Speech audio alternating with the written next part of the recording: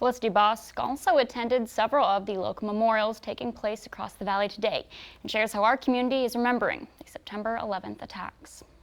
When choosing a date to raise their flag after restoring their flagpole, the Chippewa Valley Museum couldn't think of a better date to do so than September 11th. Weathered and rusted after decades of use, the museum's flagpole was set for replacement after raising funds with help from the Star Avenue VFW. The new pole promising another future for the museum's American flag on a day that marks a grim reminder of the past. Saturday morning ceremony signifying more than a common fixture replacement, with museum officials saying raising the flag on 9/11 served as a way to honor those that died and those that served after the attacks. My husband is a war on terror veteran and served in Iraq and Afghanistan. And so to me, that's very important and very personal. I was also, I remember that day and remember what had happened and how I felt in those moments. And in Fall Creek, this anniversary was chosen as a day to bring the community together for a Veterans Memorial dedication. The landscape of America literally and figuratively changed that day.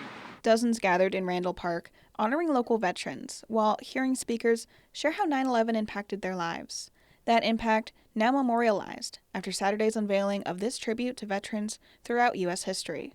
Commander of the Fall Creek American Legion says on this anniversary, he is especially proud of those who've enlisted and risked their lives over the past 20 years. I'm proud of the guys that stepped up and guys and gals that stepped up and did say, I will go.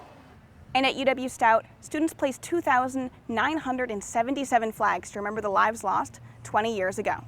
The flags placed by members of UW Stout's College Republican organization, both to acknowledge the anniversary and educate their classmates, some of whom were not alive for 9/11. So this is an interesting year for Stout. This is the first year that an entire freshman class wasn't alive at the time of the attacks, and almost all students at Stout weren't at an age that they can remember the attacks, so that adds to the importance of educating and remembering what happened on those days.